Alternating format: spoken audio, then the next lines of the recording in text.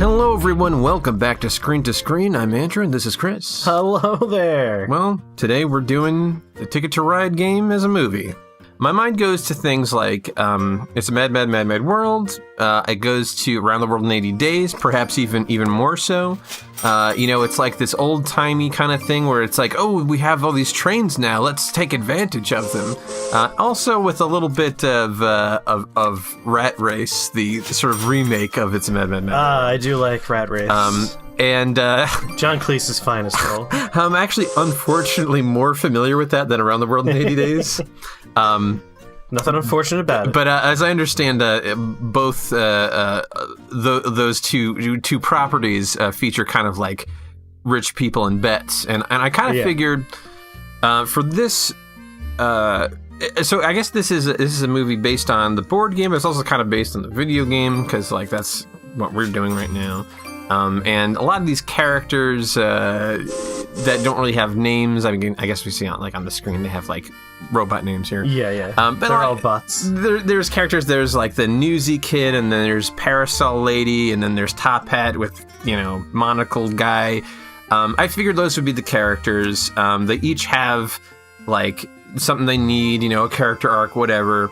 And then I figured the guy in the menu, who I think used to, I don't think he does anymore, but there's a guy in the menu who's like, big cities. Like, big cities. I kind of imagine he's like one of the rich guys who's sort of like creating this sort of like, well, here's an example. Maybe they all start in like New York. And he says like he has a bunch of gold in San Francisco, and it's San Francisco. And it's this whole like a ride to get the treasure, to get the gold or whatever, like this big, like a large amount of money. And so I figured, let's say there are three groups of people, and there's like the rich people who just kind of go take the straight route. Then there's like the poor people who kind of have to take a very roundabout way because it's what they can afford. Yeah. And then there's like crafty people who take like a secret route that's like maybe faster than the direct route, and they have to like break some rules and hop into carts and stuff. Like, gotta break some rules. I feel like there's like a lot of little things there. And of course, the people you meet along the way into different cities, and I imagine most of this will take place on trains. That'll be kind of fun. And I think what might be fun to kind of really tie this in, because of course, I say, oh, there's like a bunch of gold in San Francisco, but that has nothing to do with the game.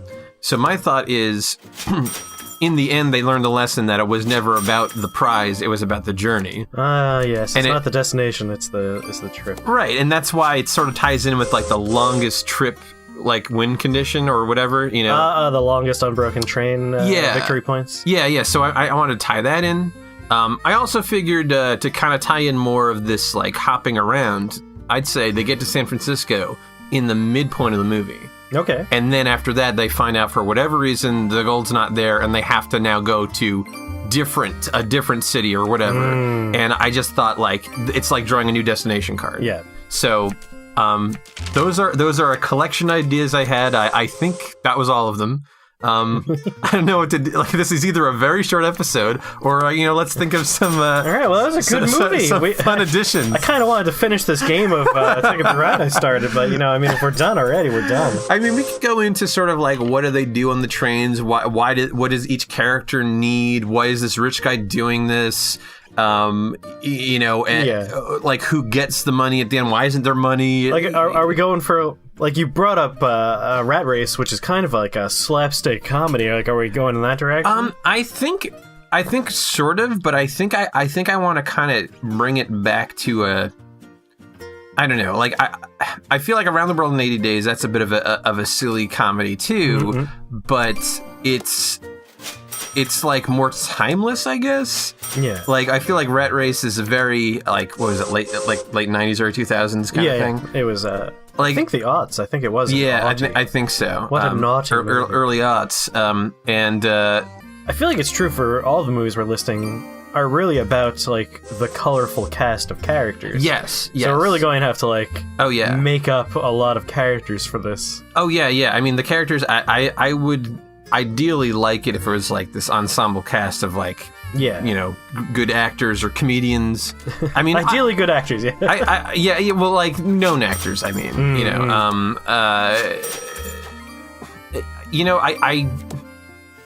I don't see this as a super goofy movie, but I mean, I definitely feel like it's a lighthearted movie. Yeah. I'm just, the game itself doesn't have a sort of silly quality to it, so I don't want to push it too far in that direction, but I certainly feel like it has a fun, it's not like dramatic and, I'd say this is definitely more of a fun movie than like a sad movie. I would hope so.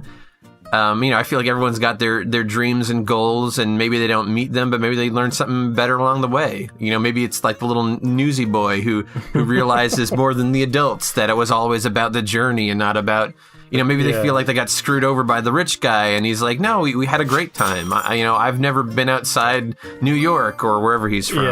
And I got to see the whole country, and, something like that. I met all these great people, and then we could have all these fun cameos. We can get John Cleese in there. Yeah, John Cleese could be in there. Sure. I think he'd make a good old rich man, just like in Rat Race. Yeah. That could be a fun nod to Rat Race.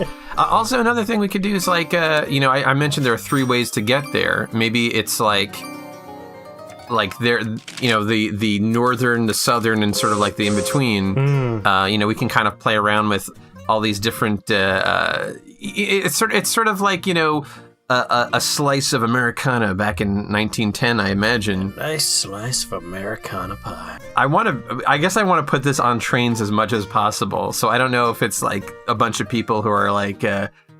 I know, I could, my mind's going to this thing where it's like these people all get on a train and like this rich guy is like, all of you have something in common. You're all brought here. You're all dumb and poor. Yeah. So all these people get like a ticket in the mail. It's sort of like one of these like, like Clue maybe. I don't know. This is just like the first idea I thought of. It's not even, polished at all, but I don't know, starting the movie off with someone getting a ticket might be kind of like a fun way to bring us in, What's his motivation? Is he just like an eccentric, bored oil tycoon As or of something? right now, I think he's just a bored rich person. Well, I guess he wouldn't be oil tycoon. He would be a train tycoon. I just need pink. No. I feel like there should be motivation for him, and maybe we don't see that at first. Or maybe... I mean, we can go with the classic, he has no heirs, he's going to die. Oh, yeah. I think that's... So my thought is that there should be 2 reasons why he's doing this. The first one is the one we're told, and the second one is the real reason. And that might be a good first one, but the real reason might just because he's bored. Yeah. Like, I don't know. Either the first reason we're given is that he's just a bored rich person, and the real reason is like he doesn't have an heir and he wants to, like Charlie and Chocolate Factory style, give away his company, but he wants to give it away to someone who is a little bit more well-traveled, worldly, understands. I like that. And like that, why we work in the trip. Like it's about getting to know all of America and having a broad set of ideals. So all right, so it's a bit like a Charlie and the Chocolate Factory. I would love it. I can't think of any ideas right now, but I would love it if that was what the story we were told, but the real story is something else. Like that he's just like a bored eccentric. I don't know if that's necessarily the case, but I find it like that's such a fun way to start the movie. Yeah. But I also want there to be a twist. Maybe they all have a reason that they could be his heir, and they're keeping that secret from everyone else. It's like a real mystery now, though. Like I feel like that has nothing to do with this game. Well, I mean, actually, it does, because it's sort of they're holding their cards. They don't know, keeping their cards close to their chest. Maybe that's the way to go. Hang on. A second. I'm hanging. Here's a possibility. Okay. All right. He doesn't say get to San Francisco.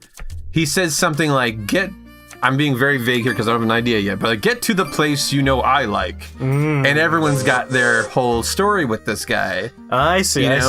These are all people that he's interacted with at some point. A panhandler he gave money to, or like his estranged cousin who isn't in the family, and everyone's keeping their cards hidden from each other. Maybe that's the way to go. Close to their vest. Yeah, I could see that being like kind of an angle there. I don't know what the actual clue would be. It wouldn't be like go to the place I like. It would be something maybe a little more straightforward and cryptic than that. I mean, if we want to play this as close to the game as possible, it would probably just be whoever can travel the furthest in the shortest amount of time, blah, blah, blah, blah. Like, really taking advantage of the fact that this is like a railroad tycoon who has tracks everywhere. That does make a lot of sense to the game. I just feel like it would also assist with the process of splitting the teams up. Otherwise, they'd all be together all the time. Yeah. I think I I got it. Okay, yeah. So we can in fact pick a destination, but the arbitrary rule could be you're not allowed to ride the same train. So whoever buys the ticket first gets that train. So they're all like trying to figure out the quickest route, but someone doesn't get there in time. Because that kind of explains the whole, like, I can't take this track now because Pink is there. And maybe the double route is sort of someone breaks the rules. Ooh. You know, like they hide. Yeah. That's fun, because then we could really work in that slapstick element where, like, they're in luggage or they're pretending to be a bellhop. And he's got, like, you know, guys on every train in the country. Well, of course, they all work for him. So they're looking for doubles. Yeah. Maybe that could be kind of fun. You know, he's got the rules. You have to obey the rules, and if you're disqualified if you break the rules. That could be a fun thing. So like, maybe if someone's going from Kansas City to Denver, we have like a whole scene there where they're hiding. There's like no other way. It's like, we'd have to go all the way around, you know, like, son of a bitch, he bought the ticket. That could be a way to go. That's kind of funny. You know, originally I just thought it was sort of like, oh, we don't want to go there on the train with them because we won't have any advantage. Yeah. But that's kind of like a fun, like, he's got some rules to this game. And it kind of answers like the thing that always pissed me off about this game, which is like, if it's ticket to ride, why can't I ride the same train? Yeah, right. Like, it doesn't make any sense. Yeah. It's not like you're taking up all the seats. Like, I have a lot of luggage. Like, if it's they built a train, that makes sense. They've already built a train. Right. There. Yeah.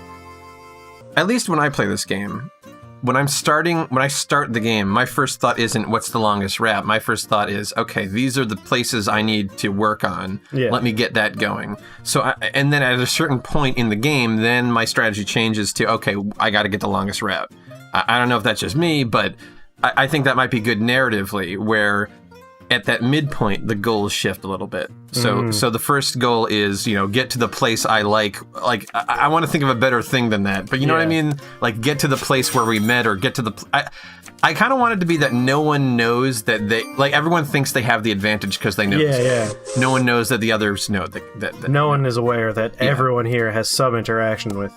So when he's like... Vandertrain, sure. Let's call him that for now. We can always... always retcon it later. But you know, I wanted to give some sort of clue that's like, you know, the maybe they have to get a MacGuffin, and the MacGuffin makes you the heir. And it's like, you know, the MacGuffin is in the city of Bloody Blue. Brotherly love. Yeah. But and then everyone's got their own interpretation of that.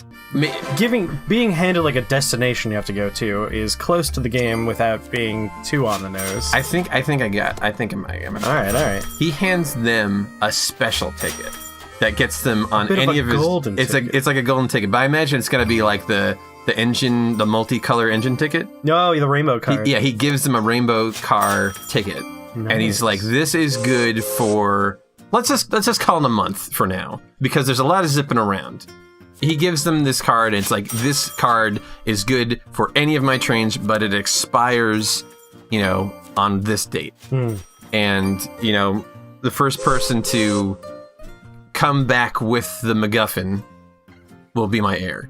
All right. So, but it's a little bit of a, you have to kind of find it. Yeah. Maybe that's the way to go. And he's like, the first clue is like you know, you need to go to the place where...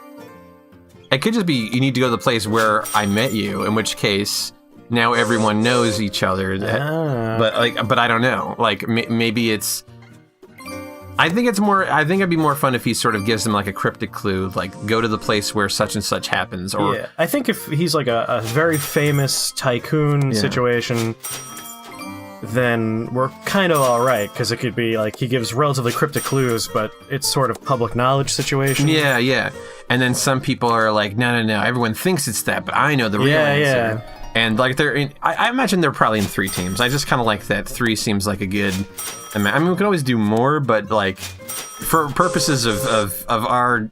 Yeah, and I mean, it kind of works out because at that point you have the family unit as like one group. Sure, you could have like a couple of characters who are, I fly solo, and you pair them off. I kind of always, for some reason, I'm picturing like the pilot lady and the newsy kid to sort of like pair up. I don't know why. I just kind of like, I don't know. He's an orphan that's always wanted a family. Yeah, I just kind of imagine it sort of like you didn't play Walking Dead Season 2, the game, right? Not yet. There's just like a character that Clementine gets paired up with, and she's kind of a loner. I just kind of liked their chemistry with each other, and I don't know, it's kind of how I imagined it. All right, we have kind of the story pitch. We do need characters. Yeah. I see you want to pull from the box art. I'd like to pull from the box art. Yeah, and there are 5 characters in the box art. We can bring in more characters. I feel like we could use them as like the heads of each team, so to speak. Okay, well then there's 5 teams then. And although I guess we want to pair up the lady with the kid, which I do like. I like. There's also she's always been kind of a loner, but this kid's always needed a family. By happenstance, they're paired up. And we can kind of pull from the expansions too. Like we can get some other characters in there. That's true. There. I think each. I think each board has different characters. I don't remember. All right. So there are 5 characters in the box. There's the orphan-ish boy. I'm assuming he's an orphan. I prefer... If he has that hat, he's an orphan. Yeah. I would prefer he's an orphan. Then there's like the woman with the scarf, and scarf makes me think she's a pilot. She just looks very presumptuous. She looks like a pilot. She's got a scarf. She's a pilot or a snowman. She doesn't look like a snowman to me, so she must be a pilot. There's a top hat monocle guy. Then there's like large tycoon beardy man. I think Marge. he's Marge. Then there's a parasol lady, and I think that was 5. That was 5 people. Yeah, that was 5. So like those would be the main cast, and then I'm sure like there could be, different groups there. I guess the pilot so planes were invented in 1902. I feel like. Maybe. So she's like basically she's an early adopter. Yeah, she's a Wright sister. Yeah, and why is she taking a train if she's got a plane? Well, I guess that's part of the rules. Maybe she. I mean, she was originally on a plane, not a plane. Originally on a train to get to a plane. I got a fun twist. Yeah. All right, so we have this rich tycoon, right? Right. And he's putting all of these like weird groups of people on this wacky adventure that involves being on trains. Sure. But he knows they're going to cheat. Like, he's counting on it. Okay. He is counting on it. And that's because he hasn't actually given them tickets to his trains. He's given them tickets to all of his competitors' trains. And he actively wants them to try and cheat, lie, steal, just to disrupt the competiters' businesses. That's interesting. Just for the purpose. I like it. I like that, but I don't see how he could disrupt someone's business by paying for 5 tickets. Well, it's not that he's disrupting it by paying for 5 tickets. Yeah. Like, remember how Rat Race went down? Like, cars blowing up. He thinks they're gonna go. Like, he's counting on them cheating. Like, he's offering them a large sum of money and stock in his company. Sure. I mean, my only thing is, if we're looking for this to be a comedy, so far we haven't really built any of that in. You're right. That's actually a very good point. That's what's missing. It's like all of like the bits, all of like the things that, all the fun moments. Yeah. Like we've got a story, we've got a premise, we've got the characters sort of, but it's the fun comedy. It's the wacky. Otherwise, if people are just sitting on a train for 2 hours or whatever. So like, I feel like if our guy, because we could have them all play ferret first. Yeah. Then we have that moment where he's like, listen, I need you to make these people behave poorly. Yeah.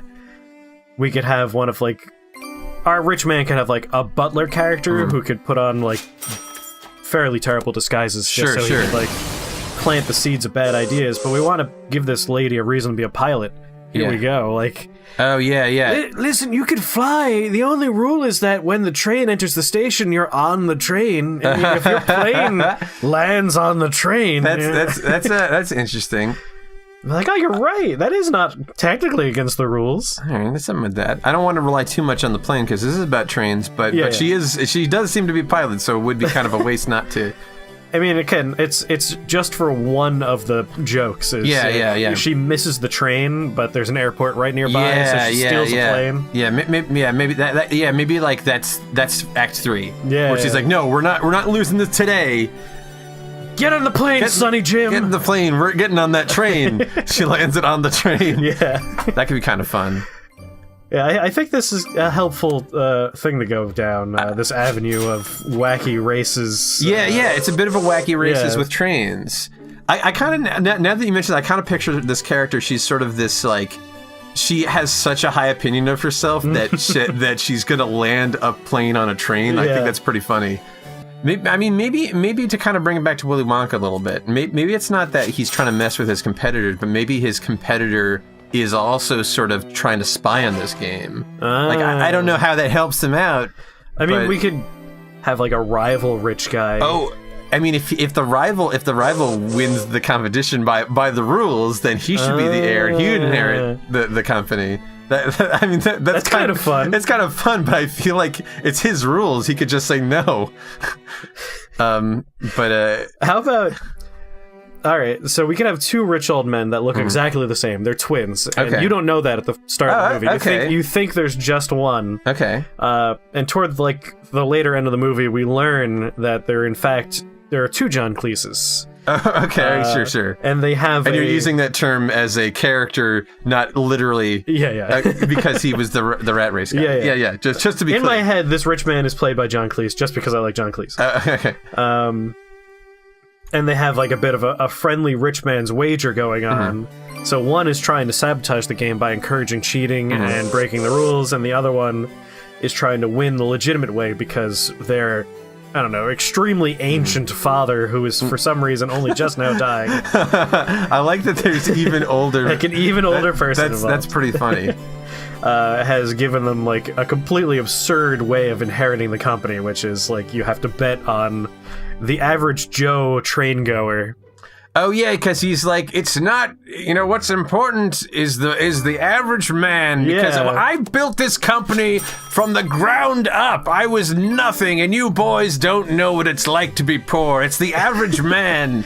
These trains exist so, like, Joe Railroad can get to work. Yeah. It's these two old men who were raised rich, and this ancient old man who so old, who grew up. I guess he'd be like pre-Civil War. Yeah, no, this would be like an ancient.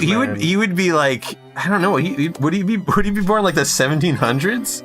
I mean, we could really just lean into the joke where he's like, when I gave Lincoln advice. Yeah. I think that's. I feel 1700s is too far back. This is 1910. Yeah. I really don't feel like. I mean, he could conceivably be alive. I think the joke would be like, every time he tells a story, it's taking place further and further into the past. Yeah. We sort of gave like a few different ideas, and all of them could be valid. I mean, if we play our cards right, we could just cycle through each of these ideas, because, like, the first one's given to the audience, but it's revealed that's not true at all. And the final reveal is that there have been two Cleeses the whole time, and that's why they've been getting conflicting stories this whole time. That could be kind of fun. Yeah. Yeah, and then in the end, it's like... So it's not... They don't... they want to inherit the company, but... maybe the father gives it to, like, the orphan boy. Like the fun, like, and the orphan boy audience pleaser. He gives them all. He gives all of his new friends jobs, perhaps. Yeah. That could be kind of fun. You could work at my train company.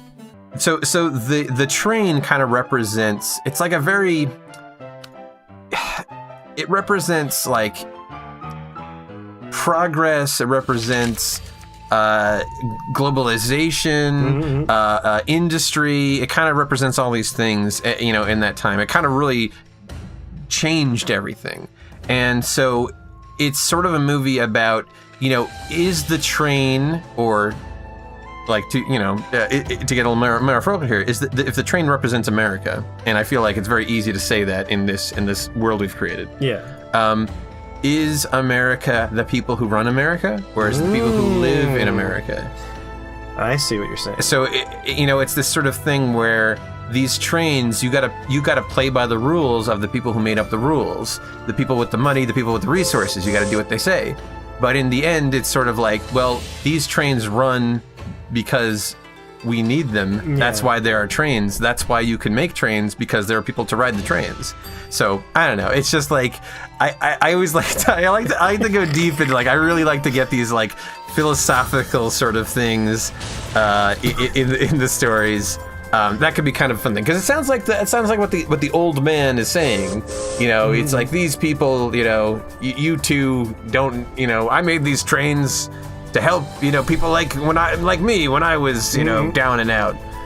And we could work some fun historical commentary in there, because while he's like, I built these to help the average American, he could be like showing a picture of him wearing a fancy suit, standing in front of a whole bunch of just very sad-looking Chinese people. And one of them could be the man from Legendary Asia. There you go. This guy right here. It's too sad. That is a little bit too sad. I mean, you do raise a good point there, because I don't want to get too sad, but I also don't want to like completely ignore what history is. Yeah, like if we try and paint this super ancient old man as being a force for good. The super ancient old man, I didn't really think about how he fit. I just kind of saw him as like an objective morality. Yeah. But it's hard to just make him that. Like the train, like our infrastructure was built on the backs of first slaves, and then a bunch of immigrants that we treated very poorly. Yeah, maybe this isn't the best way to go. It's I think history's the worst. I think it's kind of like I feel like if we call too much attention to history, then it becomes a sad movie. Yeah. If we ignore it, then it becomes like we, the writers, are oblivious to history, or painting this like whitewashed version of what really happened. I think the best way to go about it is you make the jokes that point out, like, right, this guy doesn't get that he did bad things. He just sees the end results. Right. Like, I don't know. Maybe we have to start over. But I don't think we need to start. We don't start over. I don't know. We do have some interesting thoughts, though, and if we ever hypothetically did write this script, we can play around with those. Yeah. But I don't know. I think we talked for a good while on a bunch of interesting points. Oh yeah. Got some fun scenes. Got some fun characters. We have 2 themes we can work with, depending on which one fits. I think they're both kind of fine. All right, do we want to wrap this up? Like, I think we're ready to wrap it up. I don't feel like wholly satisfied, but I feel like we've done a lot of. We've sort of had a sampler platter of a lot of fun things to put into a movie. Yeah. I feel like it's a good enough episode. I mean, I'm happy because we started with a board game that has nothing to work with, and over the course of an episode, we went from nothing to a comedy that I would watch. Like, I kind of wish this was a thing now. Yeah, it's kind of a fun, a little bit slapsticky at parts comedy with perhaps a pretty significant theme and message at the end. Yeah. And there's a bunch of things that you don't see in movies anymore that I like that we worked in there. Like, you don't really get the jokes that are like, oh, surprise, they're old twins, and like, here's their ancient decrepit father. Comedy moved away from that for a while, but I've always missed it. If you have anything you want us to adapt into a movie or a game or a TV show or whatever, you'd let us know in the comments. Tell us what to adapt. And we'll see you next time on Screen to Screen. See you at the movies. Ooh, there we go. This is the end screen.